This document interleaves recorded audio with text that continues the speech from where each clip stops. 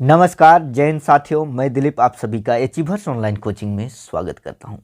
दोस्तों आज हम लोग नागपुरी लोक साहित्य को फिर से पढ़ेंगे। ठीक है, ये नागपुरी लोक साहित्य का मैं जो सीरीज चला रहा हूँ उसका दूसरा क्लास है। दोस्तों वीडियो को अंत तक जरूर देखिएगा और वीडियो अच्छा लगे तो प्लीज़ वीडियो को लाइक कर अपने दोस्तों को भी शेयर जरूर करिएगा। और हाँ, यदि आप इस यूट्यूब चैनल में नए हैं और चैनल को सब्सक्राइब नहीं किए हैं तो प्लीज़ चैनल को सब्सक्राइब कर लीजिएगा, क्योंकि आप इस YouTube चैनल को सब्सक्राइब करते हैं तो आपके लिए बहुत ही लाभप्रद होगा। क्योंकि आप जब इस YouTube चैनल में आए हैं तो दोस्तों आपका डाउट पूरी तरह से ज़रूर क्लियर होगा। ठीक है, तो चलिए नागपुरी लोक साहित्य को हम लोग पढ़ते हैं। नागपुरी लोक साहित्य को दो भागों में बांटा गया है। देखिए, एक है दृश्य और श्रव्य। कहने का मतलब है कि दृश्य मतलब कि दृश्य को देखा गया है, जैसे नाटक लोक नाट्य है, नाटक को हम लोग देखते हैं।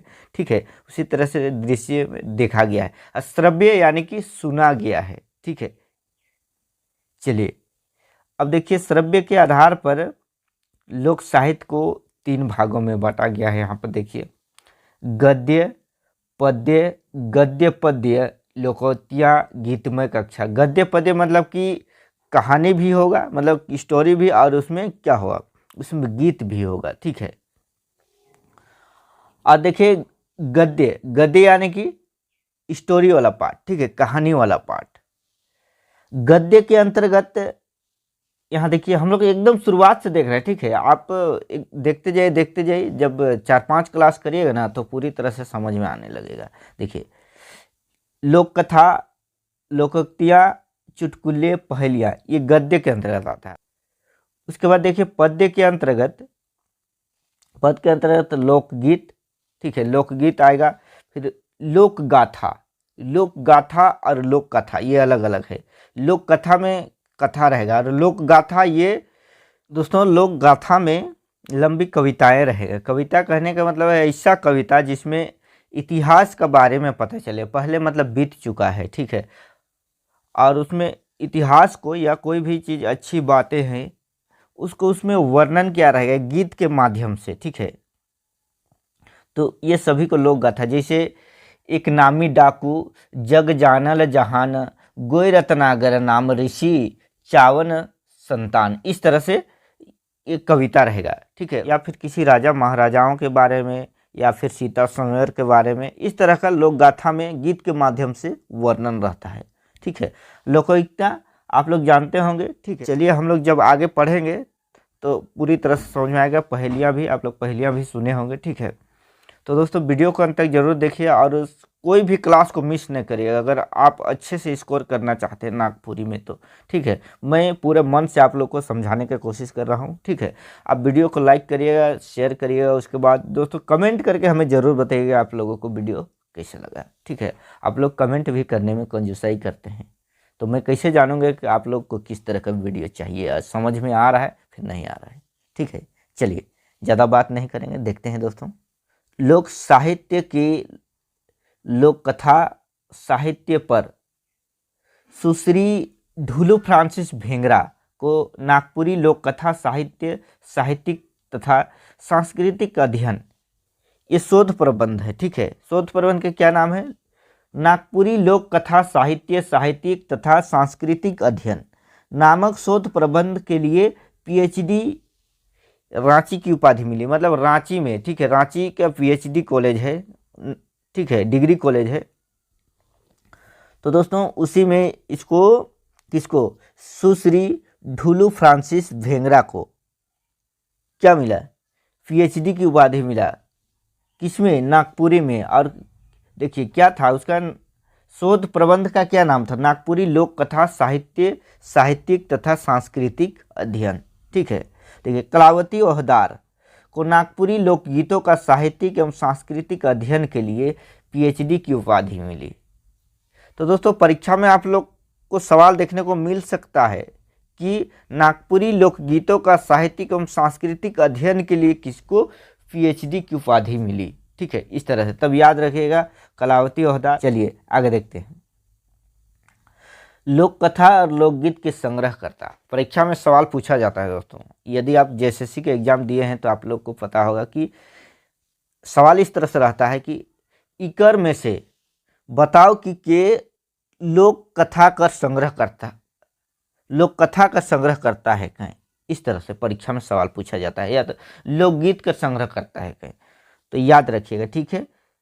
Father Konrad Buckart, Heinrich Fowler, L Cardon, J Johns, W G Archer, Dharmdas Lakra, P S Naurangi मतलब कि पीटर शांति नौरंगी, ठीक है, एफ हंस, ठीक है, धनीराम बख्शी, दुखरन साहू, प्रीतम मसी बारवैया, भुवनेश्वर अनुज, प्रोफेसर राम प्रसाद, प्रोफेसर गिरधारी राम गोंझू गिरिराज, ये सभी क्या है, ये लोक कथा और लोकगीत के संग्रह करता है, याद रखिएगा, ठीक है। नाम सहित याद रखना है कि कौन लोक कथा और लोकगीत के संग्रह करता है, ठीक। बहुत सारे बातें हैं जिसको हम लोग आगे धीरे धीरे जब बढ़ेंगे तब आप लोग को समझ में आएगा, ठीक है। चलिए आगे देखिए दोस्तों, किताब है सदानी फोकलर स्टोरीज।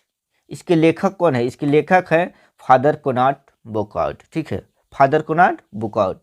ये इसमें क्या है, 11 लोक कथा शामिल है दोस्तों इस किताब में। सदानी फोकलर स्टोरीज में 11 लोक कथा शामिल है और इसके लेखक है फादर कोनार्ड बुकार्ट। और प्रकाशन करवाने वाले कौन है, इसको भी याद रखिएगा, प्रकाशन फादर हेनरिक फॉलर और फादर एल कार्डन, ये दोनों इसका प्रकाशन करवाने में ये लोग का महत्वपूर्ण भूमिका रहा। और दोस्तों इसके लेखक है फादर कोनार्ड बुकार्ट, ठीक है।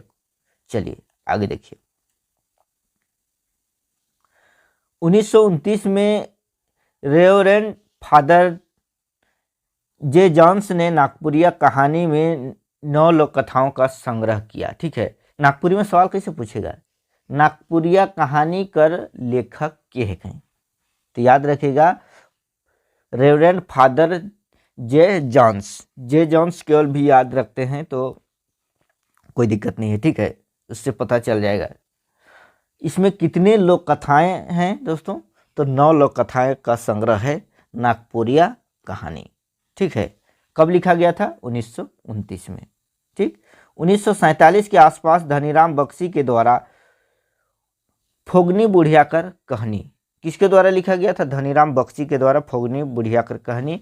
फिर जितिया कहानी, करम महात्म्य, श्री कृष्ण चरित, नागपुरी लोक कथा की किताबें प्रकाशित कराई गई। किसका देखिए, धनीराम बख्शी के द्वारा देखिए फोगनी बुढ़ियाकर कहानी, जितिया कहानी, करम महात्म्य, श्री कृष्ण चरित, ये किताब याद रखिएगा 1947 के आसपास, ठीक है, डेट फिक्स नहीं है, ठीक है, उसी के आसपास, डेट नहीं पूछेगा, जो चीज़ कन्फ्यूजन रहता है उसको नहीं पूछा जाता है। किसके द्वारा प्रकाशित कराया गया, तो उसको याद रखिएगा धनीराम बख्शी के द्वारा, ठीक है।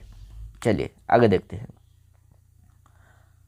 अब देखिए प्रीतम मसी बारवैया, ठीक है, कि लोक कथा संग्रह है ठेठ सदानी कर कहानी, ठेठ सदानी कर कहानी केकर द्वारा लिखल जा है, तो प्रीतम मसी बारवैया के द्वारा लोक कथा संग्रह है, ठीक है।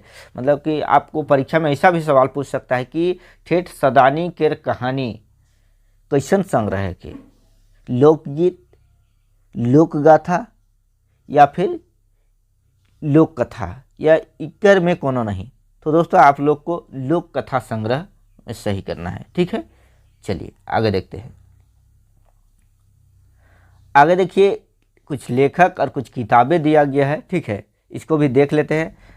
Grammar of the Nagpuria Sadani language, grammar of the Nagpuria Sadani language किसके द्वारा लिखा गया है, फादर बुकार्ट के द्वारा लिखा गया है, ठीक है। Grammar of the Nagpuria Sadani language, Konrad Buckart या फादर बुकार्ट कहे, दोनों एक ही है दोस्तों, एक ही नाम है, ठीक है। अब मैं अलग अलग इसलिए लिखा हूँ कि आपको बीच बीच में बताते जाऊँ और परीक्षा में इस तरह का रहे तो आप आसानी से जवाब दे पाएँ।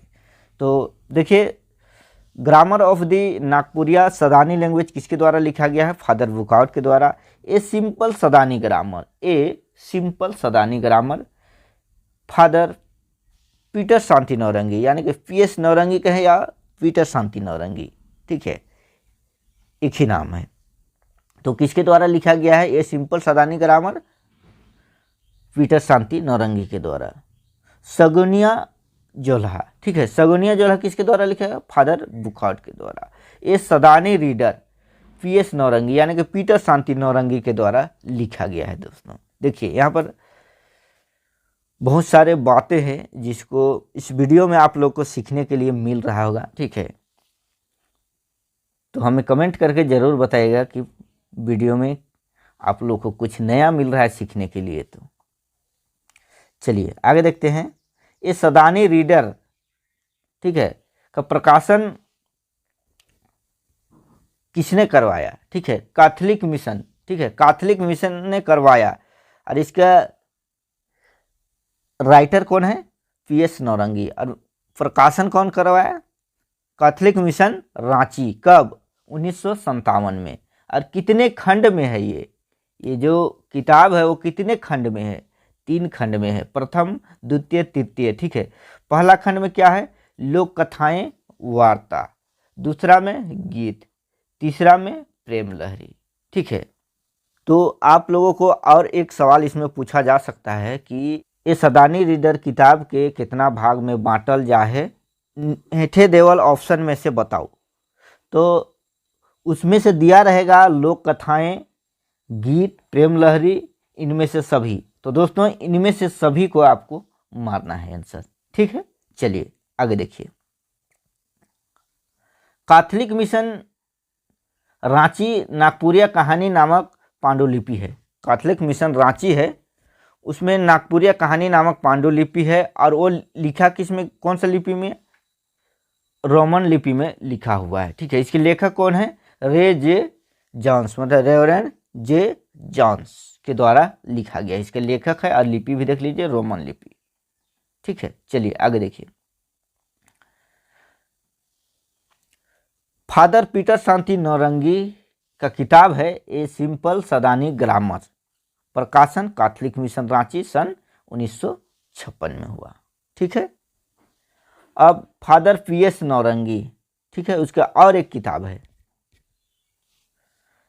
नागपुरी सदानी बोली का व्याकरण। नागपुरी सदानी बोली का व्याकरण। प्रकाशन कब हुआ? 1954 ईस्वी में। लेखक कौन है? पीएस नौरंगी, ठीक है। इसके यहाँ पर 2 किताब देखिए, ये सिंपल सदानी ग्रामर और नागपुरी सदानी बोली का व्याकरण। इस तरह से इसका प्रकाशन कहाँ से हुआ, कब हुआ, ये सभी बातों को आप लोग ध्यान रखिएगा दोस्तों।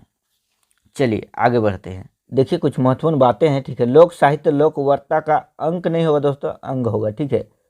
अंग माना जा सकता है। लोक साहित्य लोक वार्ता का अंग माना जा सकता है, अर्थात लोक साहित्य लोक जीवन की अभिव्यक्ति है, मतलब लोगों के द्वारा निकला हुआ अभिव्यक्ति है, ठीक है। कहने का अर्थ है जनमानस, लोग के द्वारा जो अभिव्यक्ति है, जो विचार है वो निकला हुआ, वही विचार लोक साहित्य है, ठीक है। विद्वानों के द्वारा लोक साहित्य को अंग्रेजी के फोक लिटरेचर का शाब्दिक अनुवाद माना जाता है, ठीक है। विद्वानों के द्वारा लोक साहित्य को अंग्रेजी के फोक लिटरेचर का शाब्दिक अनुवाद माना जाता है। चलिए आगे देखते हैं। इंसाइक्लोपीडिया ब्रिटेनिका, इंसाइक्लोपीडिया ब्रिटेनिका में आदि समाज सभी सदस्य को फोक बताया गया है।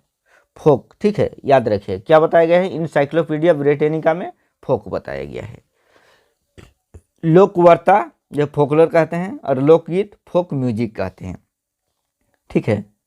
लोकवार्ता को फोकलोर और लोकगीत को फोक म्यूजिक। देखिए यहाँ पर इसका इस पाश्चात्य प्रणाली, देखिए ब्रिटेनिका मतलब पाश्चात्य प्रणाली विचार है दोस्तों। इसका अर्थ में देखिए पाश्चात्य प्रणाली विचार में इसका अर्थ जो बताया गया है फोकलोर या फोक म्यूजिक या फोक, तो दोस्तों इसका जो अर्थ बताया गया है वो संकुचित होकर केवल उन्हीं का ज्ञान कराता है, ठीक है। संकुचित हो जाता है मतलब सिमट जाता है और उन्हीं का ज्ञान कराता है जो नागरिक संस्कृति और संविधि शिक्षा की धाराओं से मुख्यतः परे है, मतलब कि नागरिक संस्कृति और जो शिक्षा से दूर है, अशिक्षा, ठीक है, जिसको ग्रामीण और गांवार कहेंगे, इतना में वो संकुचित करके रख देता है दोस्तों, ठीक है। ये पाश्चात्य प्रणाली विचार से, लेकिन ऐसा है नहीं, ठीक है। आगे पढ़ेंगे तो बहुत सारे बातें आप लोग को समझ में आएगा, ठीक है। आगे आगे मैं इसलिए कर रहा हूँ कि एक ही बार आप लोग को समझ में नहीं आएगा, धीरे धीरे करके जब हम लोग पढ़ेंगे, ठीक है। एक ही क्लास में तो सब कुछ नहीं ना करा सकते हैं, इसलिए मैं कहता हूं कि धीरे धीरे करके आप लोग धैर्य बना कर रखिए और क्लास में पूरी तरह रेगुलर अटेंड करिए, सब ठीक हो जाएगा। ठीक है, पूरी तरह से समझ में आ जाएगा। तो दोस्तों आज की इस वीडियो में इतना ही, मिलते हैं नेक्स्ट वीडियो में, तब तक के लिए जय हिंद, जय झारखंड, जोहार।